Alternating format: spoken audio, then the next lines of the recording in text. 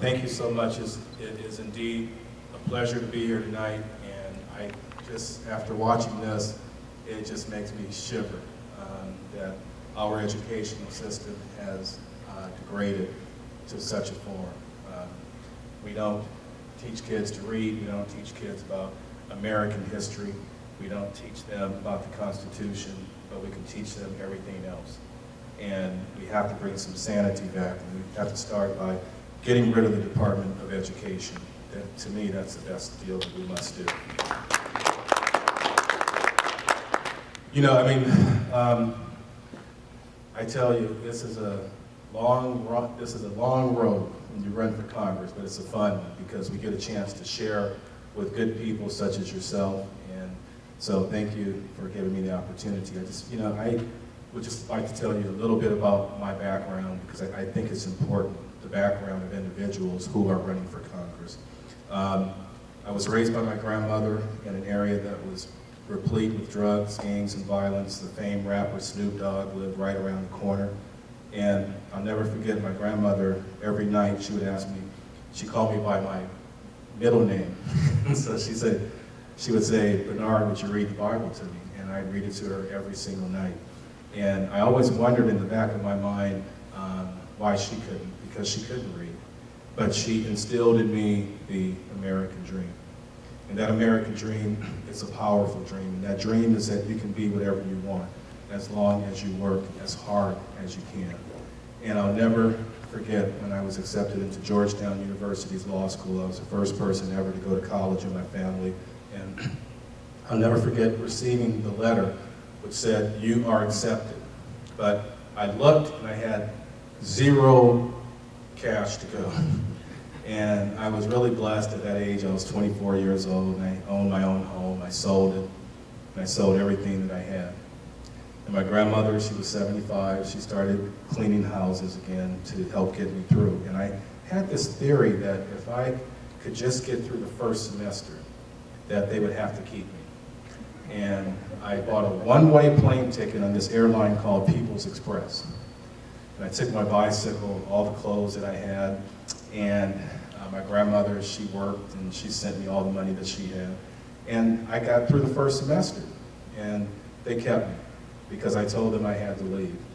And they said, "Nope, we're gonna keep you." And the joy on her face when I graduated from Georgetown University Law School was unbelievable.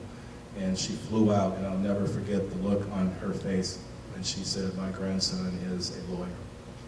And that was the American dream that I enjoyed. The other part of the American dream that we both enjoyed was my grandmother when I became special assistant to President George H.W. Bush. And I'll never forget when I rolled into the White House in the West Wing, parked on West Exec Drive, and I phoned her. And she was in tears, and so was I. But that was part of the American dream. And I'll never forget when I was unanimously confirmed by the United States Senate as an Assistant Secretary of Agriculture under President George W. Bush. And she saw me on CBS News. My head was about 10 times bigger. I was walking in slow motion, one of these deals like that. You know, like that camera right here. I don't know where he's from, but that camera, the big slow motion.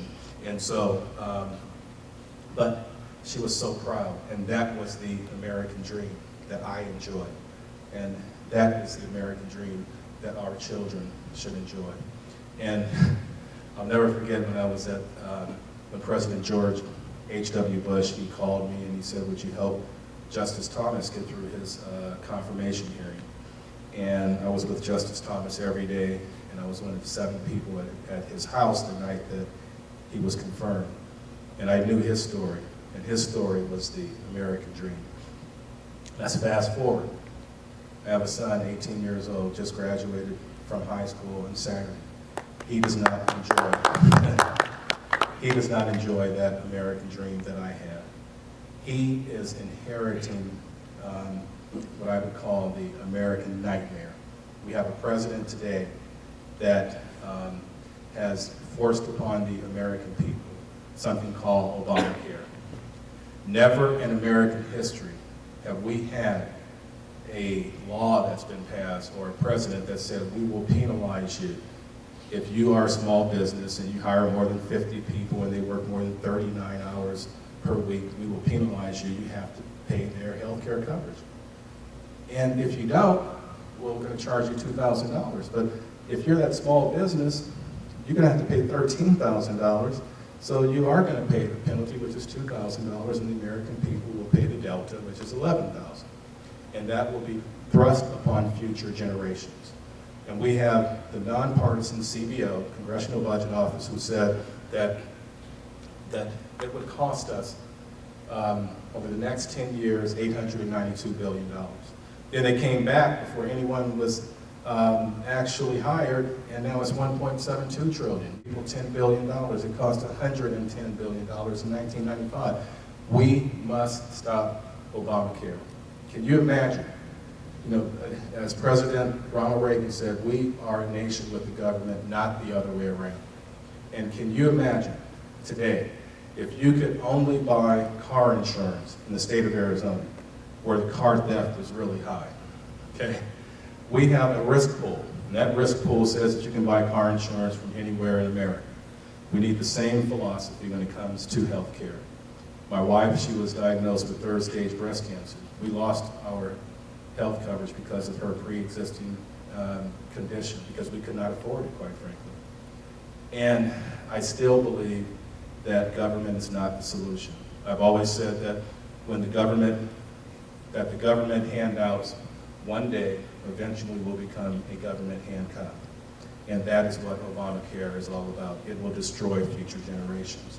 We are going down the wrong path, people. And if the Supreme Court doesn't overturn it in total, we must send people to Congress who have the courage to stand up and say, we are going to fight for the American people. We must send people to Congress who do not just want to be called a congressman or a congresswoman. We must send people who are going to look out for the future of this country. We must send people to Congress who are going to look out and restore the American dream. And when you look at the American dream, people want to work. I don't believe that people want to be on unemployment. They don't want to be on welfare. But we have a system today, we have a tax structure where in America, we have the highest corporate income tax in the world. In the world. All we have to do is look to the neighbors up north, okay, which Canada, which is a left-leaning country. They are starting to get it. They are saying that let's reduce our corporate income tax. Corporations are flocking to Canada. They are leaving America, not only because of the corporate income tax, but they're leaving America because of the onerous regulations that we have. We have an EPA that wants to stop growth. We have, we are destroying businesses. We have the Trial Lawyers Association. We must take a strong look at tort reform. And I am a lawyer, but I'll tell you that we have to look at tort reform. When you look at the state of Texas, we see corporations, leaving Arizona, leaving California, Colorado, they're going to Texas. Why? Because they have tort reform, they have a low tax rate, but we must, as America, bring our corporations back home. And we have to send people to Congress who will stand up and fight and say that we cannot tax our way into prosperity. That has never worked in the past, and it's not going to work in the future. And I want to, people they ask me all the time, they say, why do you even want to run for Congress? Why do you want to subject yourself to the scrutiny? Why do you want to subject yourself to the negativity? And all you have to do is look and ask yourself, who's in Congress now? If good people fail to run for Congress, then future generations will not have the same opportunities that we have. Your kids, your grandkids, and I applaud you here for being a school teacher, because education, I thought you were. Well, you sound like one. I fooled you. You fooled me big time. Well, for caring about education, because education was my pathway out of my environment, and I want to do all that we can to make sure that we put education in a local scenario where we can have more scrutiny and more accountability on the local level as opposed to having it in Washington, D.C.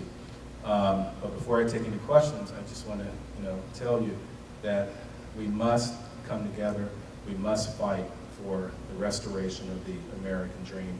And for your kids and for your grandkids, we must make sure that Barack Obama is not elected as our next president. We must make sure that we send people to Congress who will stand up. When you look at from President George Washington to George W. Bush, the national debt was increased. Some people say up to $5 billion, some people say even higher.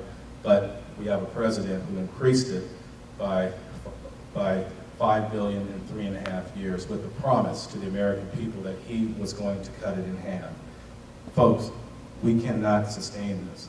When I was the mayor of Paradise Valley, people came to me because we had a tremendous shortfall in the budget, and they said, well, you know, you have this rainy day fund, you should not fire people, you should keep them there, and you know, you just, you know, use that, raise taxes, do anything to keep the status quo. And I said, first of all, it's not raining, because we rely on building permits, we rely on the resort industry. The hotel rooms were not full, we were not building. So what we did, and I fought, and made sure that we were responsible. We cut our budget by 30%, and we cut our staff by 29%. And that was a very difficult thing to do, because we knew the individuals, but we had to be responsible. We had to be good stewards of what was given us. We need to send people to Congress who will say that we must stand up and do what is right. And even after that, today, I enjoy 100% support from the town council of Paradise Valley, which I still serve on. And it was because we made tough decisions, we made them together, and those are the attributes that I will bring to Congress. We have great support. I've been endorsed by Hugh Holman, who is the mayor of Tempe, Ani Shagershin, who is on the Tempe City Council, been endorsed by Jerry Colangelo, been endorsed by Ken Kendrick and Randy Kendrick, who own the Diamondbacks, been endorsed by quite a few people. Jim Waring, who is the state senator, Michelle Reagan, all these folks. Well, Jim Waring's now in the Phoenix City Council. And the most recent endorsement I got was from President George H.W. Bush. And he gave me an incredible endorsement. Presidents do not get involved in primaries. And it was an honor and privilege to have the president, the 41st president, endorse me in this primary. We will win, and I guarantee you one thing, that I will make sure that CD9 stays in the Republican category, and we will not have